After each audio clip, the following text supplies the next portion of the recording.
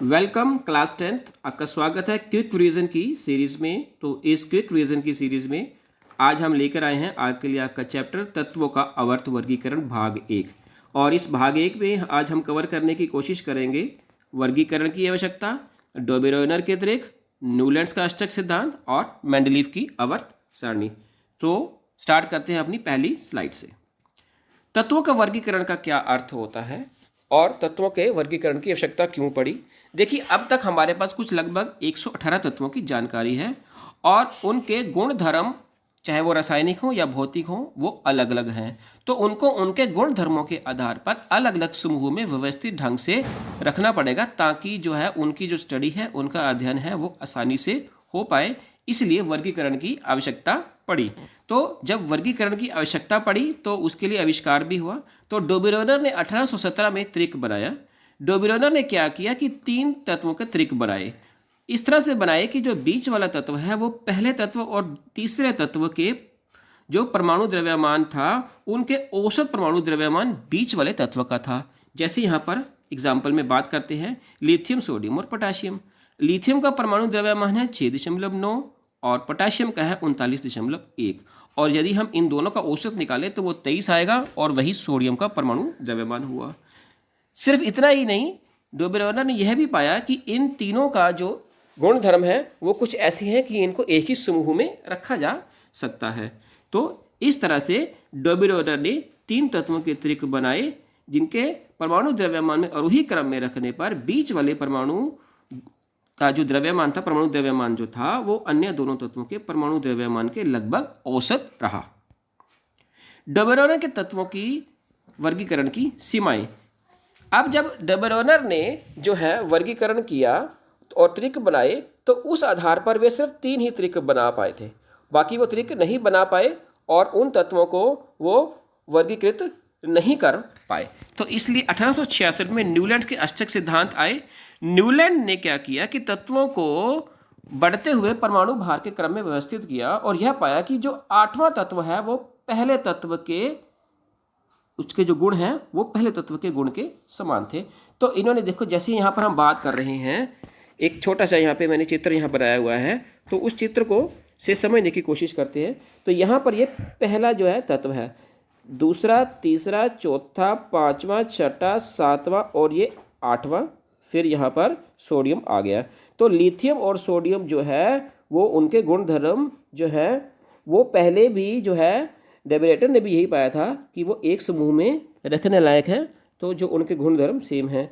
तो यहाँ पर अगर हम सोडियम से पहला स्टार्ट करें तो फिर दूसरा, तीसरा, चौथा, 5वां, 6वां, 7वां और 8वां, फिर हम पोटाशियम पर आ जाते हैं।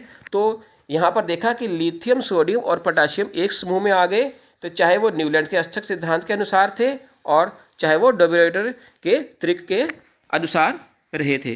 तो यहाँ पर इस तरह से न्यूलैंड ने बढ़ते हुए परमाणु भार के क्रम में जब रखा गया, व्यवस्थित किया गया, तो हर एक तत्व का जो 8वां आगे जो तत्व था उसका गुणधर्म वो पहले तत्व के समान पाया।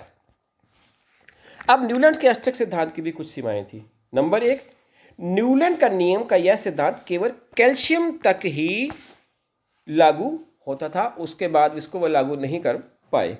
न्यूलैंड ने सोचा कि अब तक जो हमारे पास 56 तत्व हैं, भविष्य में और कोई तत्व नहीं मिलेंगे। तो उन्होंने 56 तत्वों के लिए यह प्रयास किया था, लेकिन बाद में नए तत्व पाए गए, नए तत्व मिले जो न्यूलैंड के अष्टक सिद्धांत में फिट नहीं बैठ पाए। फिट नहीं बैठ पाए का मतलब यही कि जो 8वां तत्व है वो, उसके जो गुणधर्म है वो पहले तत्व के समान नहीं मिले।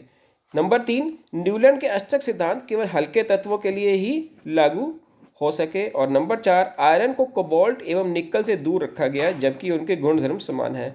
जैसे कि हम ये सभी जानते हैं कि आयरन, निकल और कोबाल्ट जो है वो ऐसी 3 मेटल्स हैं जिनके गुणधर्म लगभग एक जैसे होते हैं। तो उन्होंने आयरन जो है उसको निकल और कोबाल्ट से दूर रखा, बल्कि उनको एक समूह में होना चाहिए था। तो यह भी जो है वो असमानता रही आयरन, निकल, कोबाल्ट में इसके अनुसार। और इस तरह से न्यूलैंड के अष्टक सिद्धांत भी जो है वो सीमाएं हैं और वो पूरी तरह से लागू नहीं हो पाए। इसके बाद आई मेंडलीव की आवर्त सारणी। अब मेंडलीव की आवर्त सारणी ने जब काम आरंभ किया, इसके ऊपर काम करना शुरू हुआ, तो उस वक्त लगभग 63 तत्व थे और उन्होंने सभी 63 तत्वों को इसमें ऐसा कुछ करने की कोशिश की कि वो 63 के 63 तत्व जो है वो फिट हो जाएं।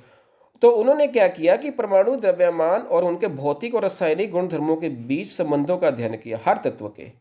तो उसके आधार पर उन्होंने उनको 8 समूहों में और 6 आवर्तों में जो है वो विभाजित कर दिया। अब देखिए यहाँ पर इस चित्र में ये मेंडलीव का जो पीरियोडिक टेबल है, मेंडलीव की आवर्त सारणी है। यहाँ पर जो है वो 8 जो है वो समूह बने हैं और 6 जो है वो आवर्त बने हुए हैं। तो यहाँ मैं आपको दिखाने की कोशिश करता हूँ कौन से 8 समूह हैं और कौन से। यहाँ पर देखिए ये जो है ये एक जो है वो समूह है, ये पहला समूह है, ये पूरा का पूरा दूसरा, ये तीसरा, ये चौथा, ये पांचवा, ये छठा, ये सातवां और ये 8वां समूह है। और आवर्त देखते हैं, ये पहला आवर्त है, ये दूसरा आवर्त है, ये तीसरा, इसी तरह से नीचे जो है वो चौथा, पांचवा और इसके नीचे जो है वो छठा आवर्त है। तो इसको 8 समूहों में और 6 आवर्तों में इसको जो है वो विभाजित कर दिया गया। इस टेबल को आपको याद रखने की कोई आवश्यकता नहीं है, ये आपको सिर्फ मैंने समझाने के लिए ही यहाँ पर दिखाया है। तो मैं बीच बीच में मैं इस टेबल पर आता रहूँगा, तो और जो चीज़ें आपको समझानी है वो मैं इस टेबल के माध्यम से आपको समझाता रहूँगा। तो मेंडलीव की आवर्त सारणी की क्या उपलब्धियाँ रही? नंबर 1, सभी तत्वों को वर्गीकरण संभव हो सका। जितने तत्व उस वक्त थे लगभग सभी के सभी जो है अधिकांश तत्व वो उसमें फिट बैठ गए, जो भी उसकी थ्योरी रही। नंबर 2, उन्होंने आवर्त सारणी में तत्वों के द्रव्यमान को अपना आधार बनाया। जिस थ्योरी की बात कर रहा हूँ, बढ़ते हुए द्रव्यमान के अनुसार उन्होंने रखे। नंबर 3, इस आवर्त सारणी में नए तत्वों के लिए भी जगह छोड़ दी गई जिन्हें बाद में खोज लिया गया, जैसे स्कैंडियम, गैलीनियम व जर्मेनियम। उन्होंने वहाँ पर खाली स्थान छोड़ दिया था, यानी कि उनको पहले ही आभास था कि कुछ और तत्व भी आ सकते हैं और उनका जो है उसके लिए स्पेस छोड़ दिया गया। जब अक्रिय गैसें यानी कि इनर्ट गैसेस का पता चला, तब पिछली व्यवस्था को छेड़े बिना ही इसको नए समूह में रखा जा सका। अभी आपने देखा ना, इसमें कितने समूह थे?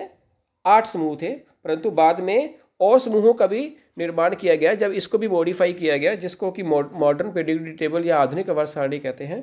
परंतु उन्होंने वो ये सारा का सारा काम पहले से ही कर गए थे कि ताकि इसको कभी इम्प्रूव करने की ज़रूरत पड़ी तो इसको इम्प्रूव किया जा सके, मॉडिफाई किया जा सके, और वो बाद में हो गया। तो ये उसकी खास उपलब्धियां थी मेंडलीव की आवर्त सारणी की। उसके बाद इसमें भी कुछ लिमिटेशंस रहीं, जैसे कि पहले वालों में भी लिमिटेशंस रही हैं। सबसे पहली बात, समस्थानिकों की स्थिति स्पष्ट नहीं की, जैसे कि कार्बन 14 या कार्बन 12 है, समस्थानिक हैं, तो और भी बहुत सारे समस्थानिक हैं। तो इस पीरियोडिक टेबल में, इस आवर्त सारणी में किसी तरह की कोई स्थिति ऐसे स्पष्ट नहीं की कि उनको कहाँ रखा जाना चाहिए। दूसरी बात, मेंडलीव की आवर्त सारणी में हाइड्रोजन को कोई नए संगत स्थान नहीं दिया गया। अभी इसमें देखिए कि हाइड्रोजन जो है वो ये यहाँ पर आपको नज़र आ रहा है। तो यहाँ पर ये पहले समूह के अंदर जो है वो पहले तत्व के रूप में रखा गया है। तो इसको जो है किसी तरह के कोई कहा गया है कि नए संगत स्थान नहीं दिया गया। ऐसा इसलिए कहा गया है कि जो हाइड्रोजन की जो प्रॉपर्टीज़ हैं वो धातु और अधातु दोनों वाली हैं, परंतु इनको धातुओं की श्रेणी में यहाँ पर रखा गया है। नंबर 3, कुछ तत्वों का परमाणु द्रव्यमान के अनुसार अनुचित क्रम, जैसे कोबाल्ट को निकल से पहले रखा गया है। यहाँ पर देखिए, यहाँ पर ये कोबाल्ट और निकल, कोबाल्ट जो है यहाँ ये देखिए, यहाँ पर कोबाल्ट का 58.93 जो है वो परमाणु द्रव्यमान है और निकल का 58.71 है। आना निकल पहले चाहिए था, परंतु यहाँ पर कोबाल्ट पहले आया है। तो ये आपने देखा कि मेंडलीव की आवर्त सारणी की भी कुछ सीमाएं हैं। ये थी आपकी क्विक रिवीजन इस चैप्टर की। इस चैप्टर का भाग 2 भी जल्दी ही कवर कर दिया जाएगा और उसका जो लिंक है वो भी आपको डिस्क्रिप्शन बॉक्स में दे दिया जाएगा। धन्यवाद।